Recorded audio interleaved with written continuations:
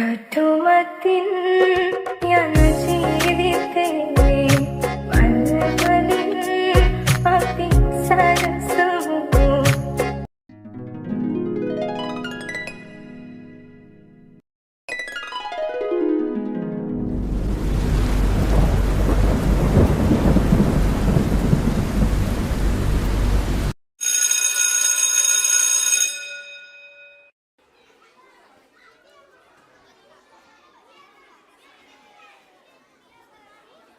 බලන්න සෙනුරි, අද ඔයා නැති නිසා මම තනි වෙලා. මාත් එක්කද කවුරුත් නෑ. ඔයා නැතුව කොහොමද සෙනුරි මම ඉන්නේ? ආයිබෝවන් ළමයි. ඉතින් මම තමයි ඔයගොල්ලොන්ගේ 10 වසරේ ගණන්ස. ඉතින් හැමෝම හොඳට වැඩ ටික අල්ල ගන්න ඕනේ. මොකද මේ 10 වසර කියන්නේ තව අවුරුද්දකින් ඔයගොල්ලන්ට ඕලෙවල් විභාගේ තියෙනවා. ඉතින් ඔයගොල්ලෝ හැමෝම දැන් ඉඳලම හොඳට වැඩ ටික අල්ලගෙන හොඳට ඉගෙන ගන්න ඕනේ. තේරුණාද මගේ ළමයිනේ? හරි එහෙනම්. පළවෙනි පාඩමේ මාතෘකාව දාලා මේක ලියා ගන්නකො. අනිත් එක තමයි හැමෝම අච්චු පොත් ගේන්න ඕනේ, ලියන පොත් හැමදාම අරන් එන්න ඕනේ. ඒ වගේම මම දෙන ගෙදර වැඩත් හැමදාම ඔක්කොම කරගෙන ඉන්න ඕනේ. තේරුණාද?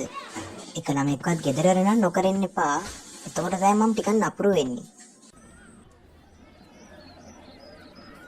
උඹ දැන් නේත්‍රට කියනවද උඹ මේ ඉස්කෝලෙන් අයින් වෙන්න හදන්නේ කියලා?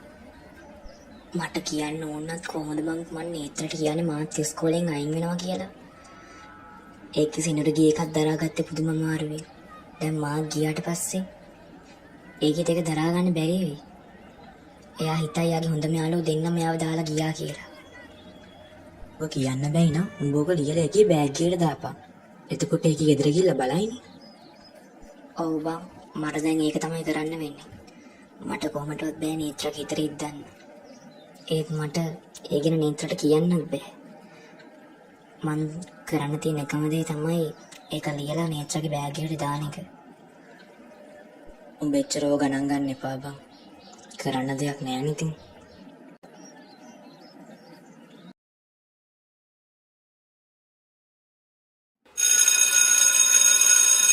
හරියනම් ළමයි. අද අපි පාඩම නවත්තමු. හැමෝටම එනම් ආයිබෝවන්. මම දුන්නු වැඩ ටික ඒ විදිහටම කරගෙන ඉන්න ඕනේ. නේත්‍රා, අද උඹ හදන්නේ වාඩිලාම ඉන්නද? ඔහොම මූඩ් ගහලා ඉන්න එපා බං. යන් එළියට. අනේ මට බෑ මෙලනේ. ඔයගොල්ලෝ යන්න. මං පන්තියට වෙලා ඉන්නම්.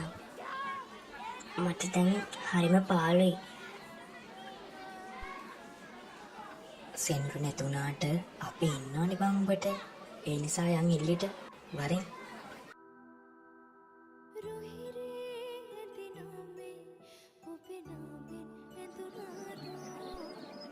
කොහොමද? හොඳයි, අවුලක් නෑ. සෙනුරු ගිහිල්ලා නේද? ඔව්, සෙනුරු ගිහිල්ලා.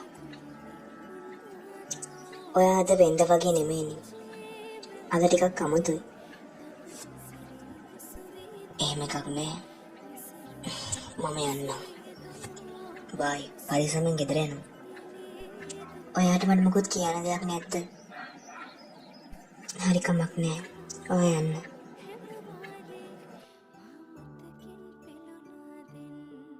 දුව කැම්ප් පෙට්ටිය ගෙනල්ලා දෙන්න.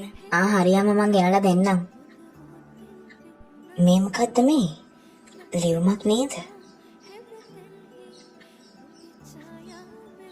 මේ තියෙන්නේ දෙනෙත්ගේ අත්තකුරුනේ. නේත්‍රා, මට සමා වෙන්න. මම මේ දේ වාට කියන්න ඕනේ මිට කලින්.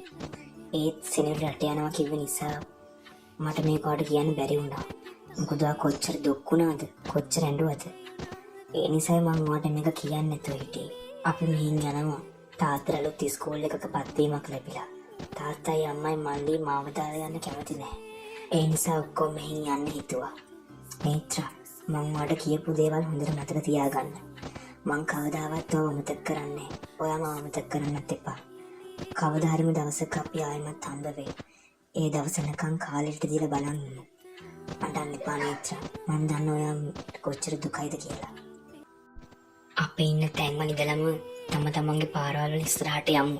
තුන්මං හන්දියකදී අපිව හම්බෙයි. අපි තුන්දෙනා වායි මුණ ගැස්සෙයි. පරිස්සමෙන් ඉන්න. අපේ පවුලේ අය ඔයා මතක් කරලා කිව්වා. ඔයාලගේ පවුලේවත් මතක් කරා කියන්න. මීට දෙනෙත්. ඒ කියන්නේ දැන් ඔයත් මම දාලා යනවද? මාව සිනුරින් දාලා ගියා. දැන් මම ඔයත් දාලා යනවා. දෙනෙත් මට මෙහෙම කරන්නේ.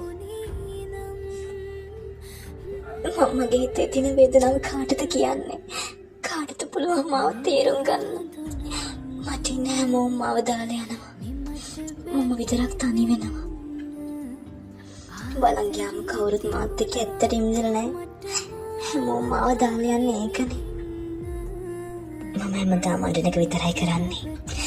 මම ඇඬුවා කියලා කිසිම තේරුමක් නෑ. මමගේ ජීවිතේ තනියම අරගෙන යනවා. ඒ දෙන්නම මට කවදාරිම දවසක ආයෙ හම්බ වෙයි.